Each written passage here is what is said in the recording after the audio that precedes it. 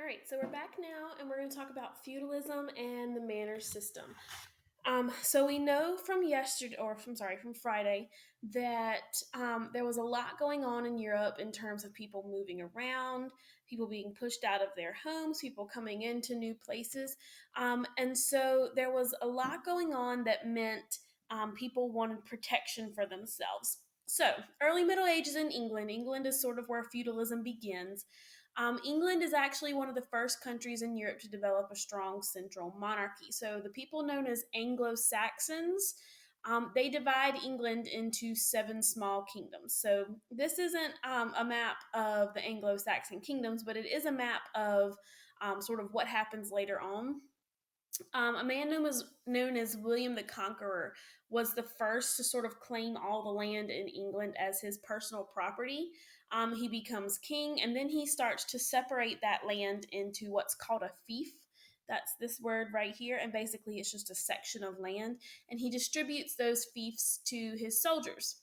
At this time in the Middle Ages in Europe, land is the biggest indicator of power. So, however much land you have correlates to however much power you have.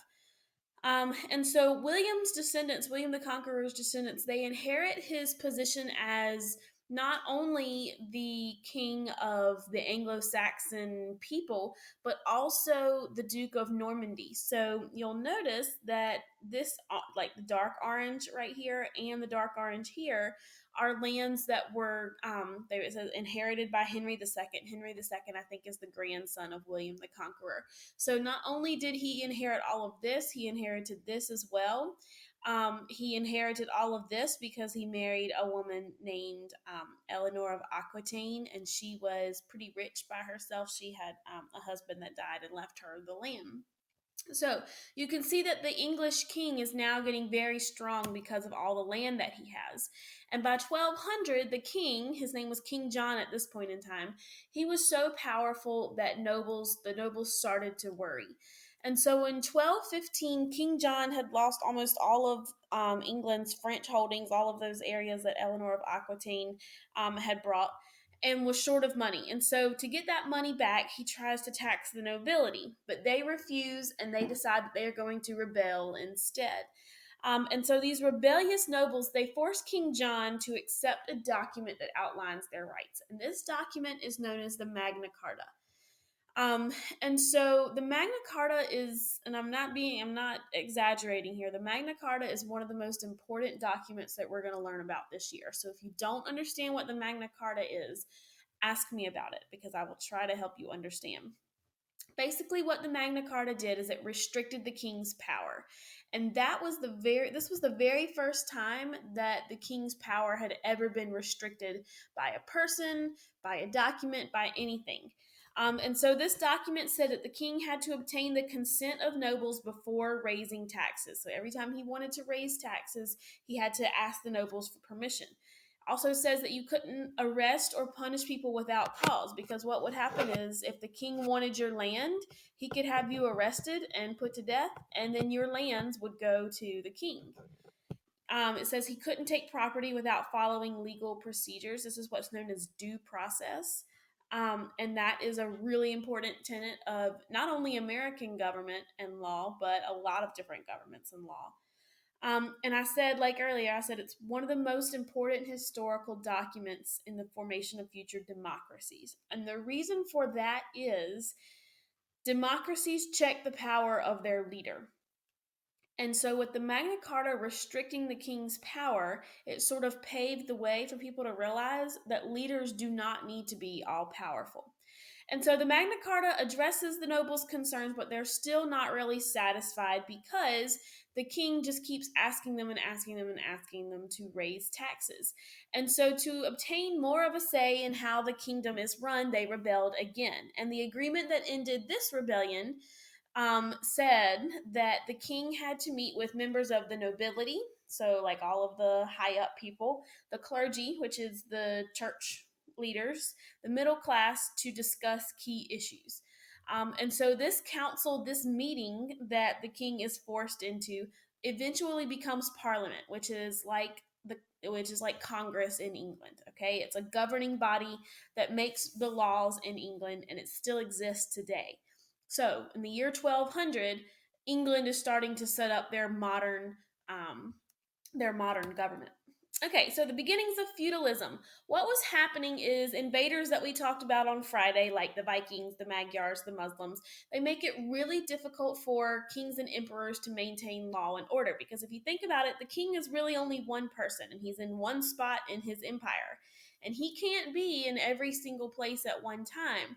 And so, to maintain law and order and to keep people protected from these invaders, feudalism happens. And basically, this is the stuffy word for the or the stuffy definition for this is decentralized political structure on a local level, which just means that the king is not the only one who has power, who has say. And it says it's on a local level, which means that the lords in each of those medieval towns, they were the king basically in that small area. They still had to report to the king, to the real king, but they sort of had power in their own area.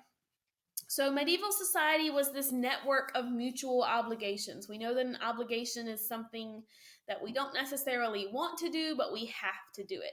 And so, these kings and nobles exchanged vows of loyalty, and these vows became the basis of a new political and legal system that governs European life for most of the Middle Ages and even a little bit beyond. So, a feudal contract is just that mutual pledge signed by the lord and his vassal. A vassal is somebody who gets land from a lord. And so the vassal receives the fief. Remember, we said that was the section of land. And in exchange, he promises military service, monetary payments, or crops. And so you see over here, we've got the king giving land to the nobles. The nobles are dividing up their land to the knights slash vassals. And then the knights slash vassals are also giving land to the peasants down here and protection. That's the big one there. Whereas if we go up the other side of the pyramid, we've got peasants giving food and services to the knights. The knights are providing protection and military service to the nobles. And then the nobles send their knights and their tax money to the king. And so we have all of these mutual obligations happening here, and everybody is sort of, at least a little bit, provided for. Okay, so the manor system. Manors were pretty self sufficient. All of the economic activity occurs on the manor. So this meant that trade basically ceased at this point in time.